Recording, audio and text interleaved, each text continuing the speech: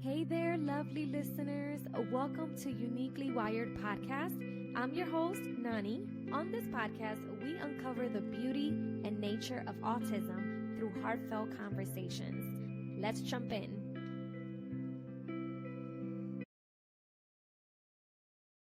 What's up, y'all? Welcome back to the Uniquely Wired Podcast. I am your host, Nani, and I am so excited to be here with you on this episode and have our great special guest, Miss Ilana, who is my son's current occupational therapist, but she was also my daughter's occupational therapist when she was in preschool. So you guys know, if you have been listening to the podcast, then you know she was our guest previously. We spoke about all things occupational therapy and what they focus on. And so today, many of you guys have been wondering, what is a sensory diet? Some people think it's a food, and really it doesn't have, I believe, anything to do with food. It's very different than what you think. But of course, that's why Miss Ilana is on this episode with us to really educate us in that topic. So, Miss Ilana, please introduce yourself for those that are new listeners and tell us what it is. What is a sensory diet?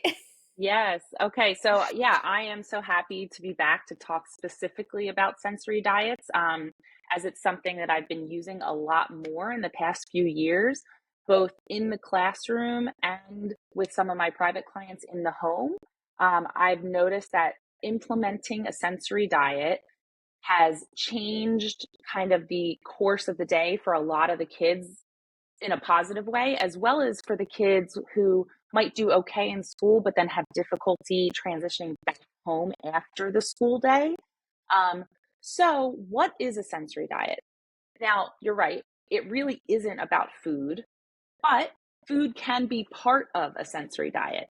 So, a sensory diet is providing the sensory input that your child may need on a consistent basis, just like the way you and I eat breakfast, lunch, and dinner to help keep us sustained and energized and ready to get through our day.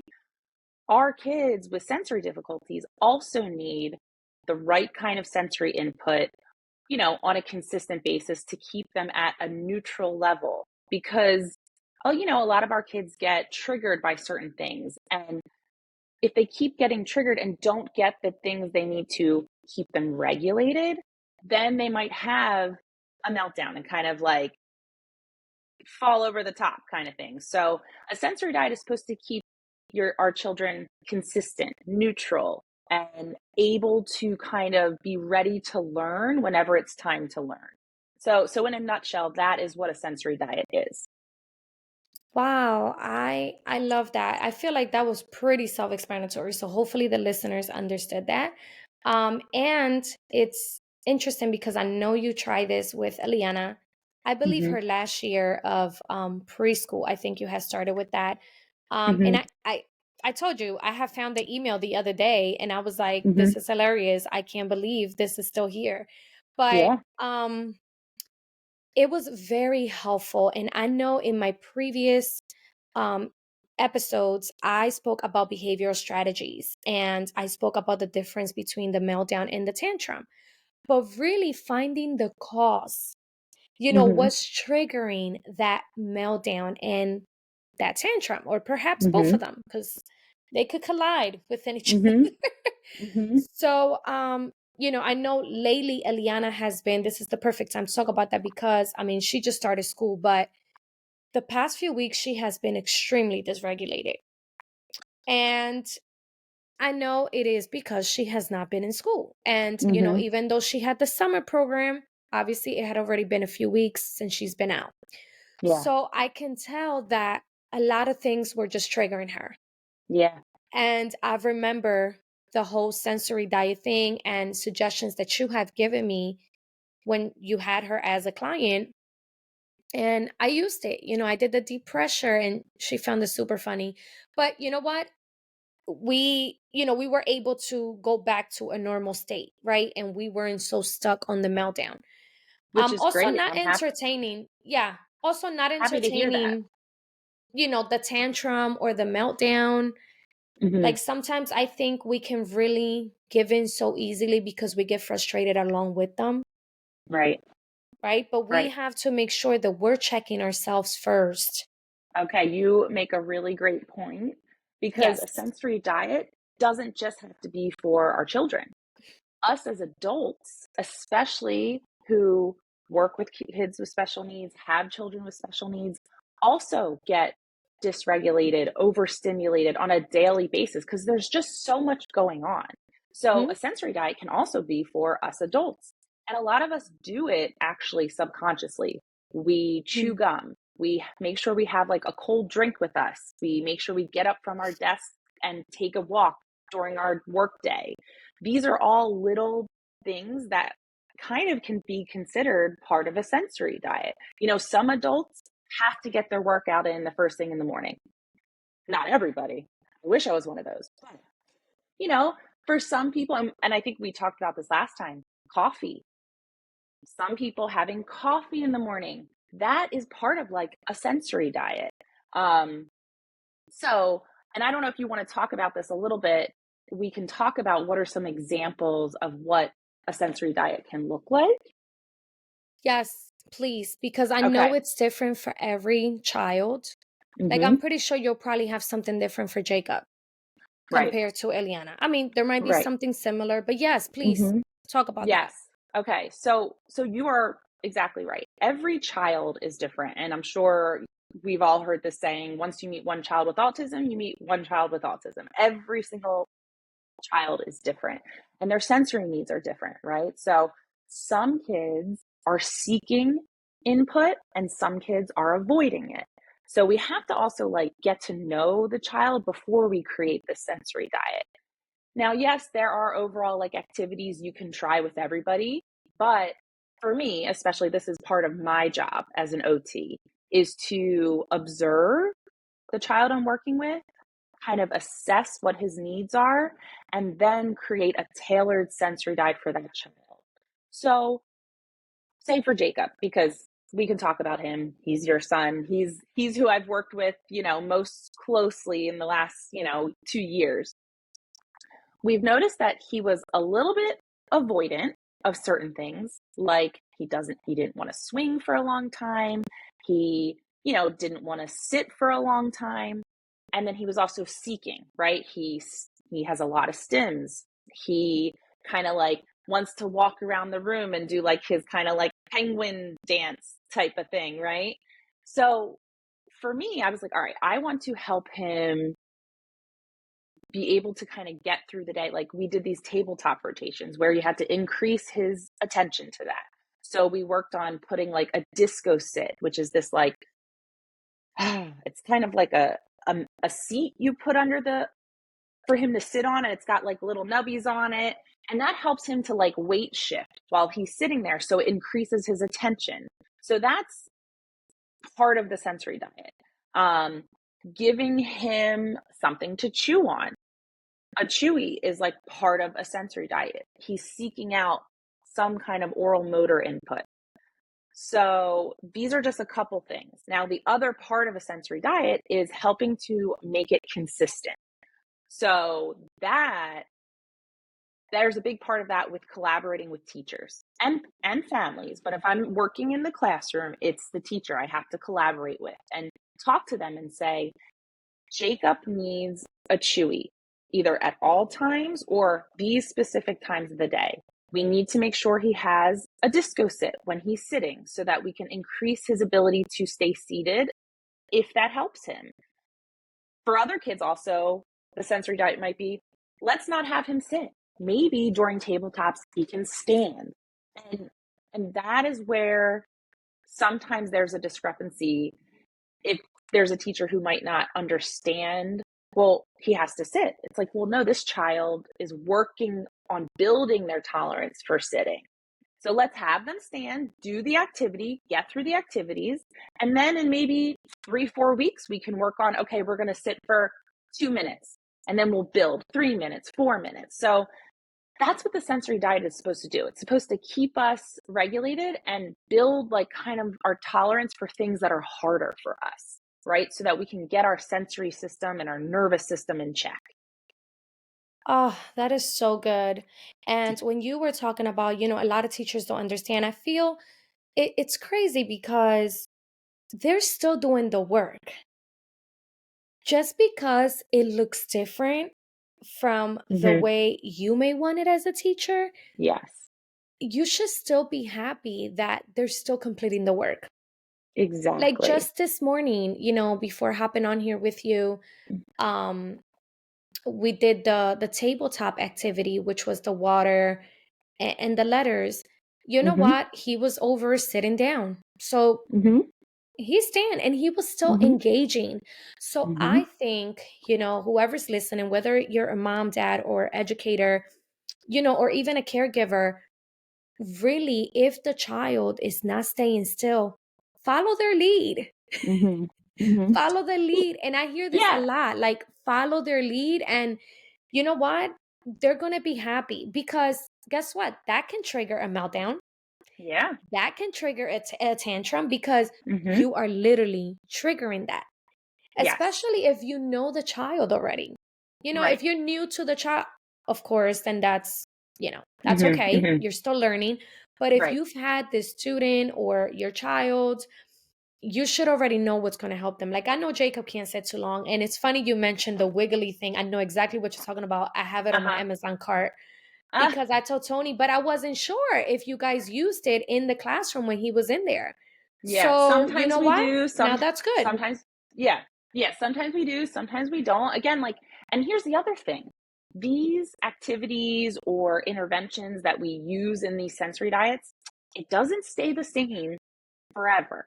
It changes. And that's where it can get tricky as well because especially for in the classroom or working with a parent that you don't see like every week or something, they might say, oh, well, we stopped using that because it wasn't working. Well, it might not work immediately. So here's the thing, it might not work immediately, it might take time for it to work, or it might work really great for a month and then stop working. And then, you know what? You take a break from it, put it on the back burner, try something else, and then maybe in another month you go back to it and they're happy with it again. It's just like our diets. We eat, sometimes people, go on these like, I'm going to eat yogurt with fruit and granola for a full month. And then you're like, I am sick of that. I need to have a bagel with cream cheese now.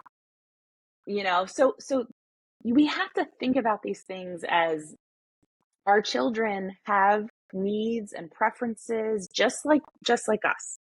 And even though some of them can't fully communicate that to us, they do have those preferences. So we just have to like try and understand, figure it out, find out what it is, and not hold them, like to these standards of, well, why don't you like this? You liked it yesterday.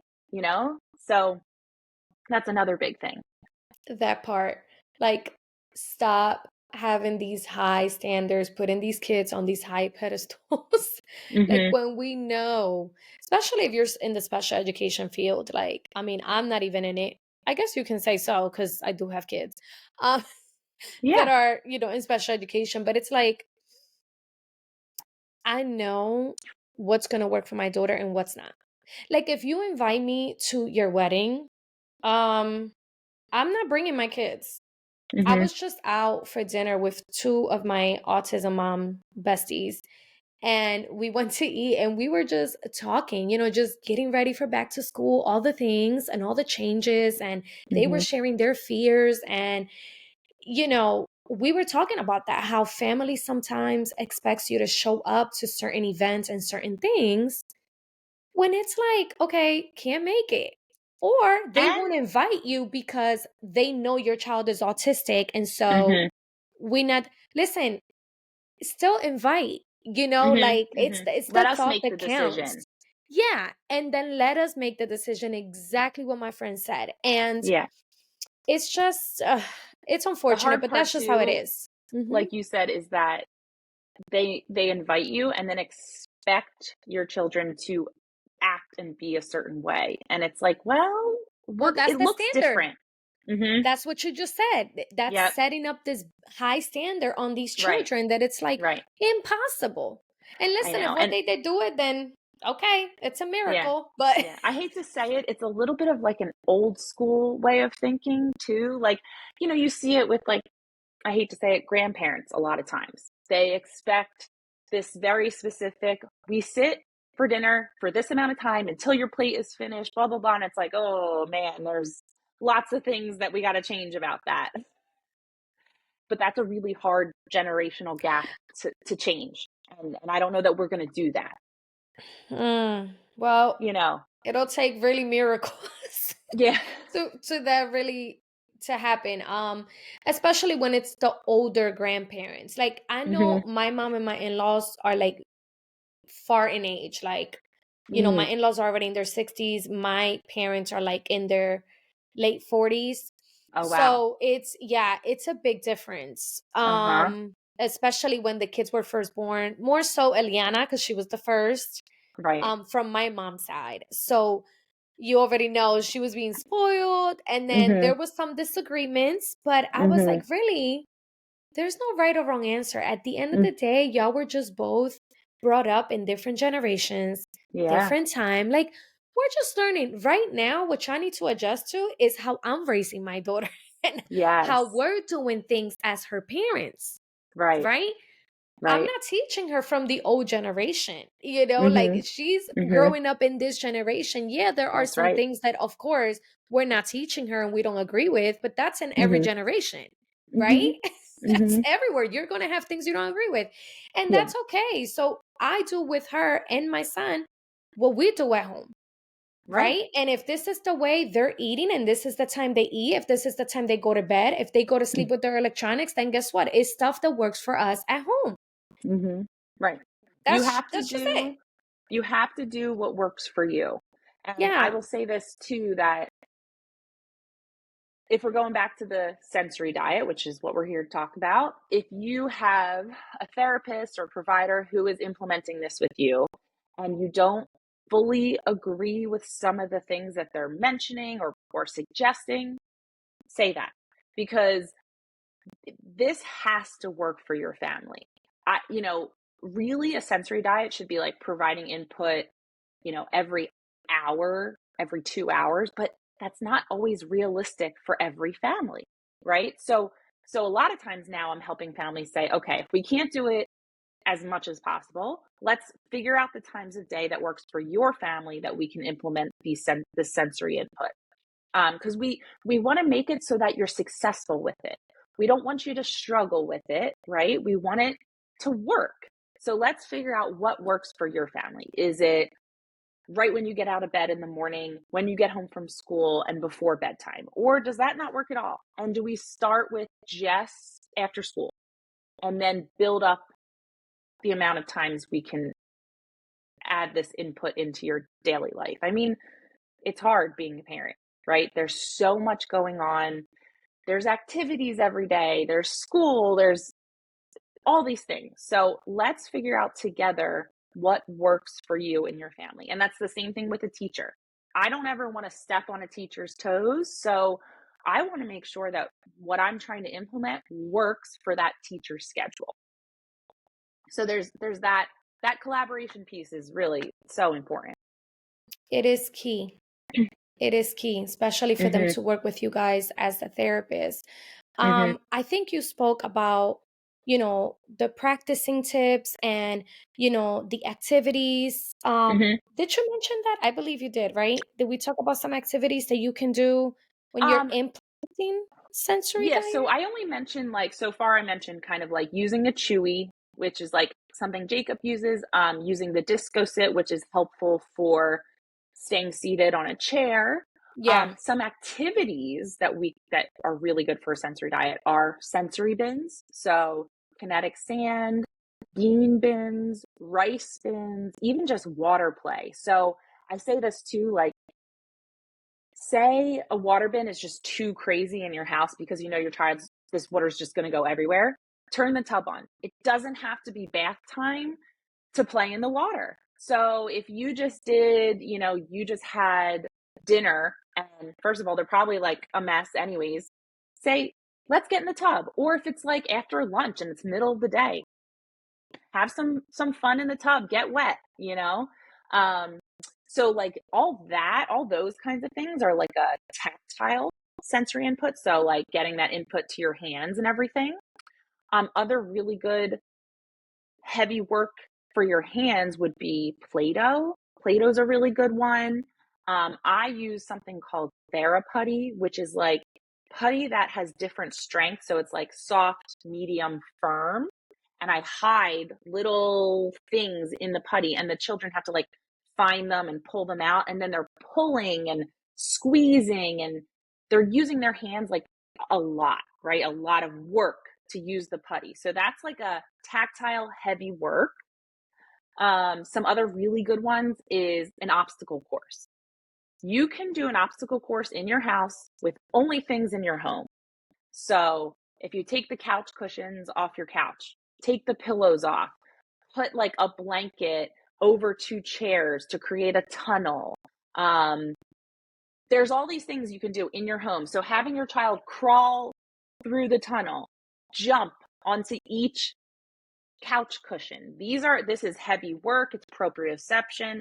All these things are calming to your nervous system. Um, what else? So we've got, I'm trying to think, heavy work is like heavy work and proprioception. Those are in my opinion, the two top sensory systems that help with regulation for most children. I can't say for every child because I don't know every child, but for most kids that I've worked with over the past 10 years, heavy work and proprioception is what helps the most. So that's things like jumping and crashing. So a lot of times I tell parents to get one of those big therapy balls and have the child jump on the ball, bounce on the ball, and then you can crash them on the couch. And then you can squish them with the ball up and down. And I definitely told you about this one, and I think you've used it for a long time now. The important part with that is that ball needs to go away when you're not using it, because some of our kids the ball will be everywhere. You'll have broken things in your home. So, you know, um, so jumping, crashing, squishing, deep pressure. So this like squishing their knees into their belly. Um, these are all things that tend to show a lot of calming and regulation for a lot of kids. So those are just a few Wow. activities off the top of my mind that are really great. No, that's really good. And I was going to tell you, like, if you do have maybe like a YouTube video that Mm-hmm. just send me the link, after we're done Okay. this interview, and I'll just leave it down below for the listeners on the Okay. description. Sure. Now my next question, real quick, is, how do you know the child needs, Mm. this sensory diet to be implemented? Mm-hmm. And so two questions in one.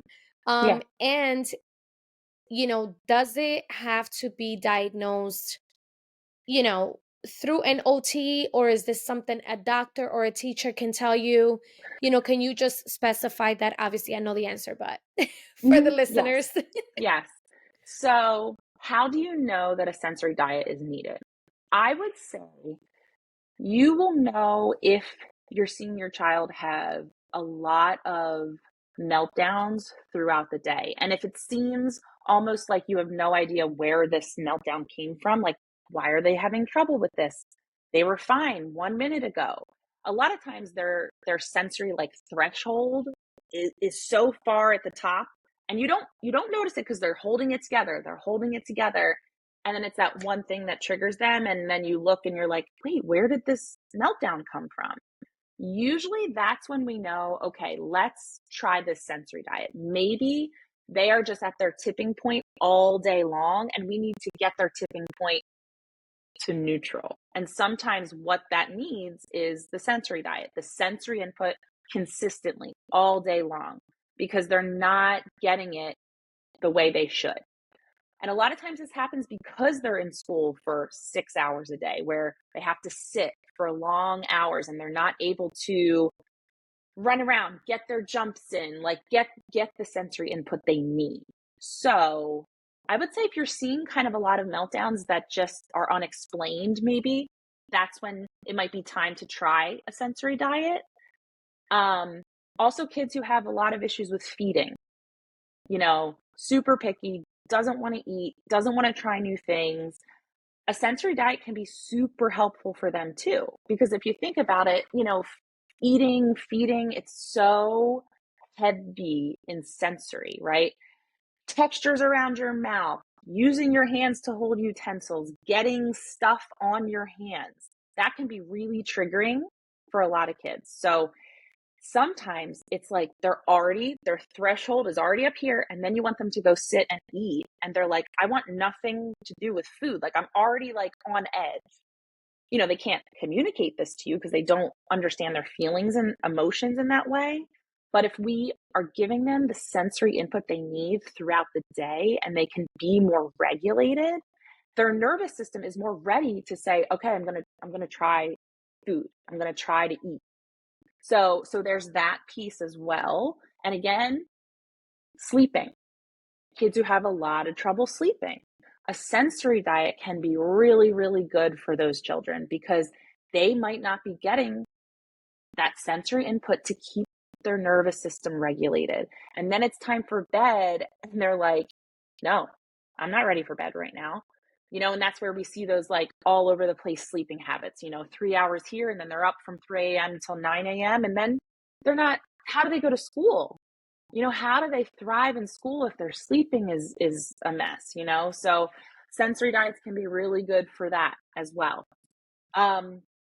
So yeah, that's how you would know maybe that a sensory diet is ready to be put in place. Now, as far as like there's no diagnosis, a sensory diet is simply just an intervention that OTs tend to use. So Okay. this is just, you know, OTs have a lot of education on the brain and body connection, I would call it, the nervous system, emotional regulation, things like that, especially like a pediatric OT.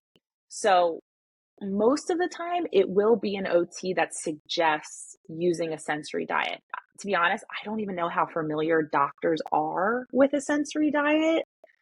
Um, It's so funny because I'm like, I should probably ask my kid's doctor one day just to kind of see if she knows what that is.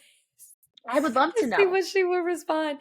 And it's funny because she's actually an autism mom. Her son is already Oh, well then, older though, so I don't okay. know how it was back then. I feel like, and I don't know if you agree with me, that now it's becoming more hmm of a thing, And right?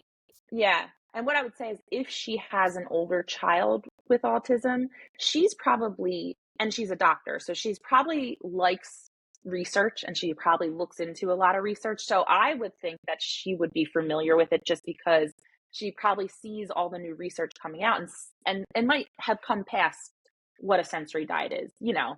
But if there are a lot of pediatricians that maybe like don't deal with a lot of families with autism, maybe they don't know. I'm not really sure. I would love to know though.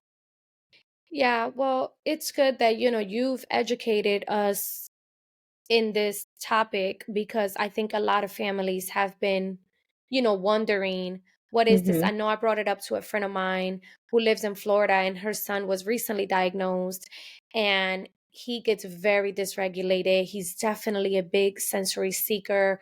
I Mhm. notice he chews on things a lot. Mhm. So listen, I believe this might be something that works for her and I'm not a Mhm. professional obviously or an OT, but just from what she tells me about her son and knowing what a sensory diet is and Mhm. knowing that you've worked with Eliana, I can tell you that he can definitely benefit from it. And you know Right. what? It won't hurt nobody. Right. I say this all the time too. This isn't anybody will benefit from a sensory diet. And that's where I want to really help classrooms like where Jacob goes to school or did go to school. We have so many preschool classrooms, and all of those classrooms have at least 4 spots for children with IEPs.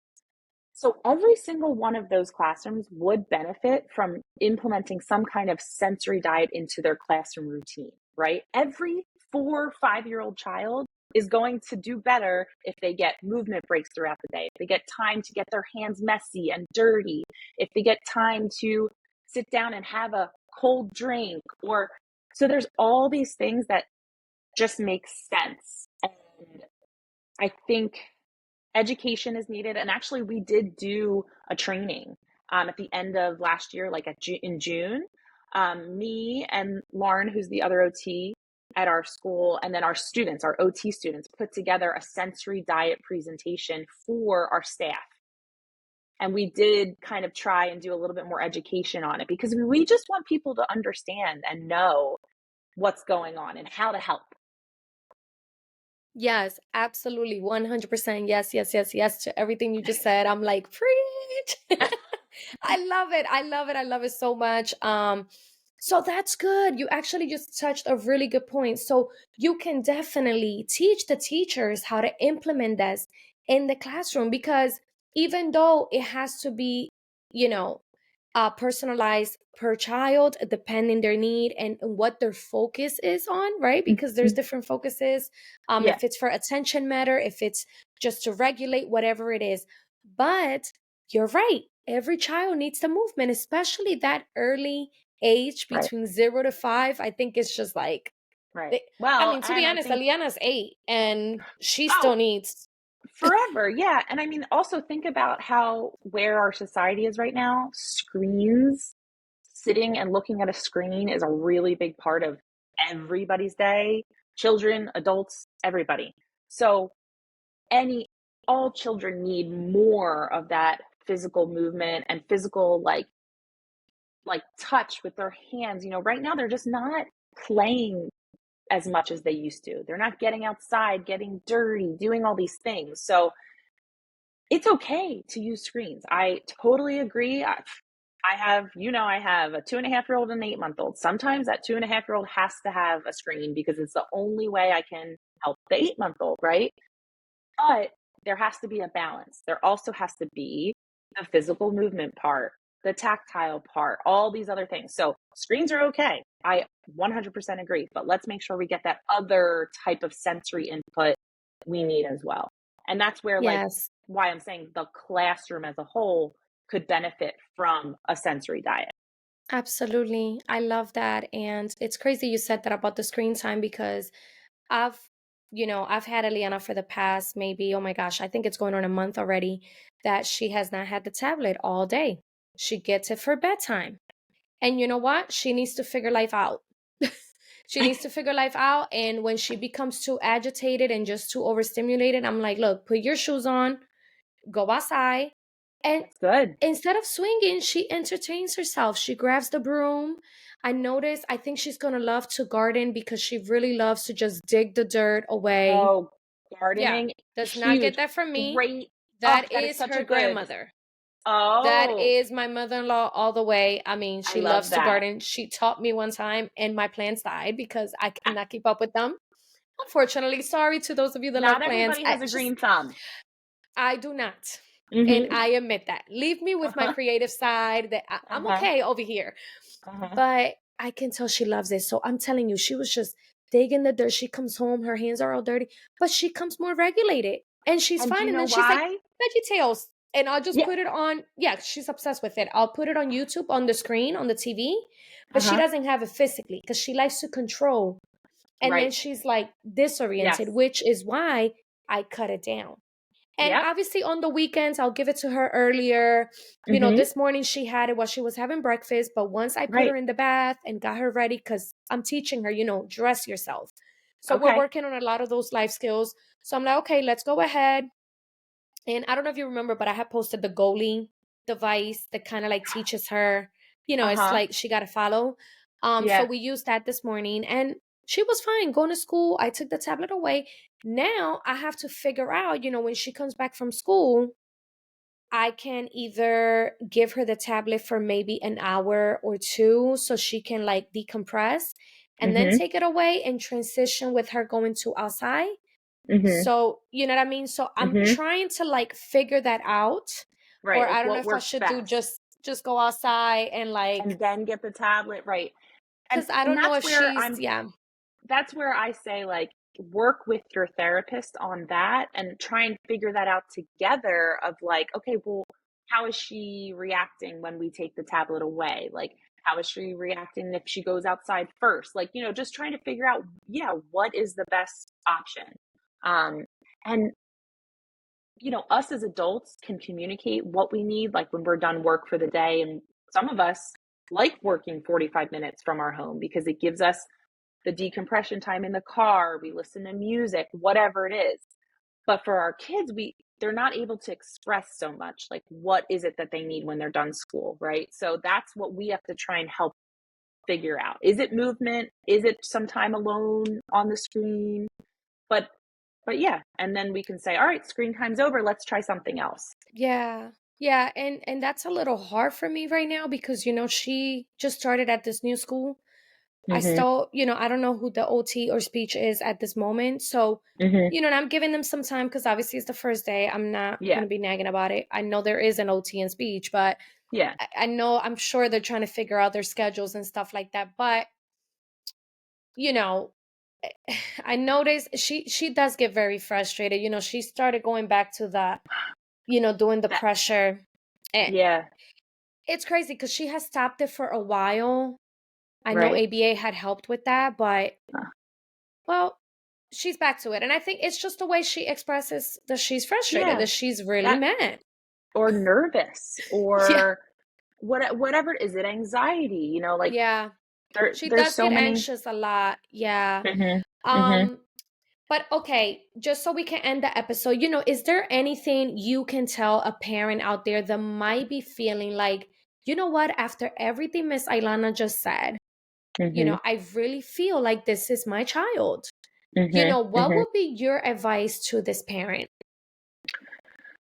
So what I would say is to a parent of a child who already has an IEP. They don't have to have a diagnosis of autism, but already has an IEP for whatever it is, a learning disability, global delay, whatever it is. Talk to your team.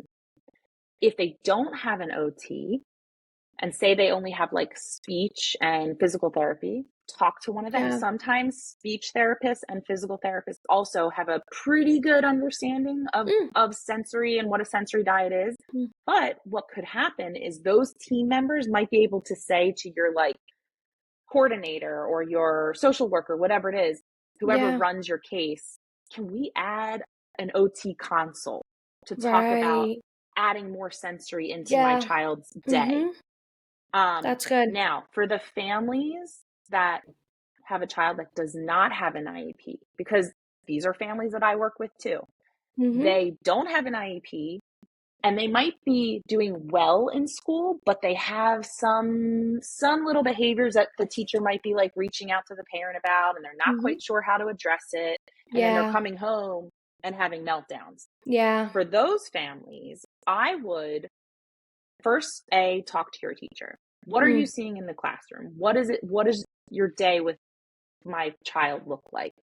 Where are they having issues?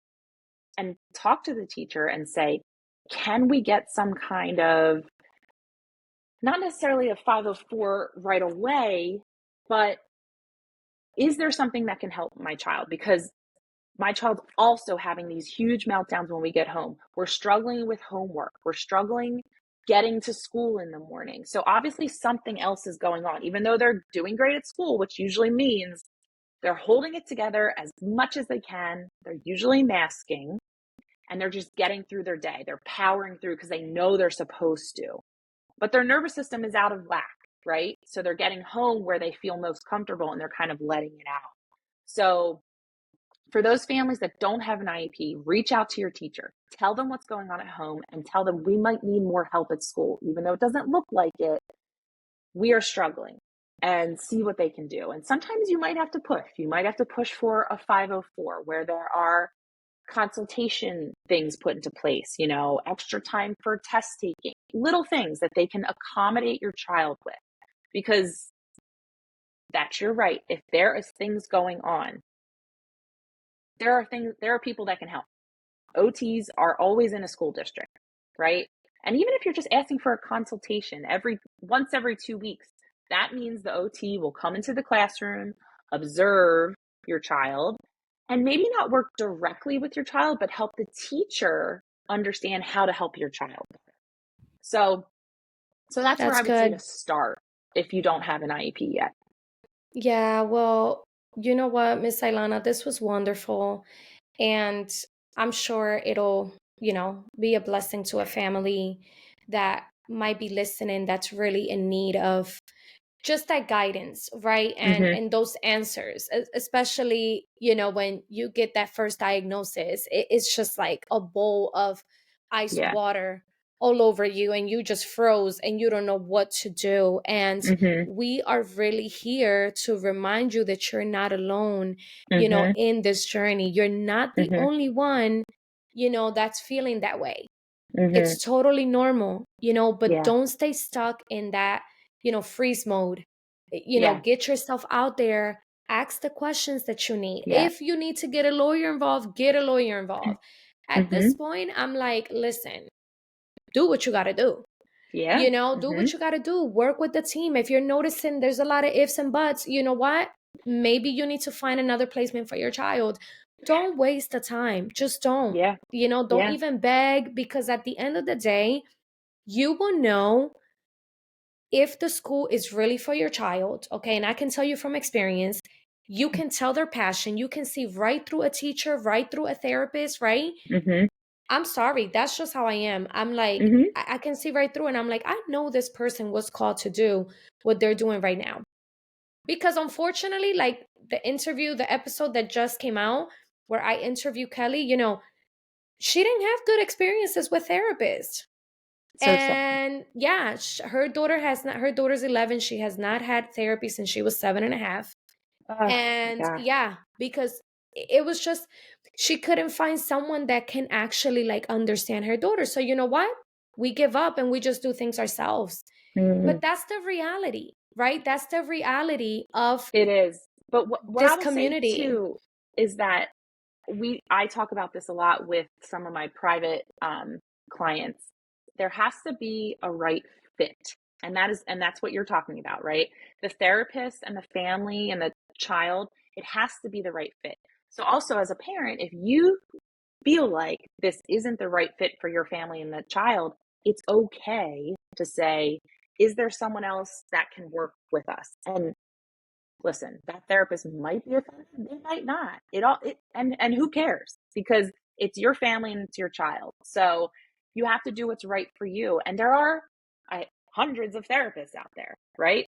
I mean, I know there are. So if it's just not the right fit for you, go and find somebody else. Say whoever you're working with, whether it's a county or a school, say, I don't think this is the right fit, can we find someone else? And they might Hmm. say no, or Yeah. they might say yeah, there's somebody else. But Yeah. it is definitely your right to say this person just doesn't work for us. It is. It is. And I did it a couple times. And, like I mentioned on that episode, I honestly never had that experience. I mean, I had the experience where, okay, I had to get rid of some people, but Hmm. I just kept on going. And I'm so grateful for you. And I mean, I always brag about, when my friends come to me, oh my God, we love our kids' speech therapists. We love their OT. And I'm like, well, I have to say the same thing. And the best part is that I know them for a long time now. Yeah, it So has I been a can long actually time. speak on it. But no, thank you so much, Miss Ilana, once again for being here, because we can ramble, we can go on. These conversations are so good for me, and I just love learning more and more. So Yeah. thank you, thank you, thank you for your time. And Thank you I'm for just having me. excited. Yes, Yeah, me too. Me absolutely. too. I'm excited for the listeners to, be intrigued with this episode. So thank you Yeah. again. I will see you Yeah. guys again on another episode of the Uniquely Wired podcast. And that's a wrap for today's episode of Uniquely Wired podcast. Thank you so much for tuning in and sharing this space with me. If you enjoyed this episode, don't forget to subscribe, rate, and share. Until next time.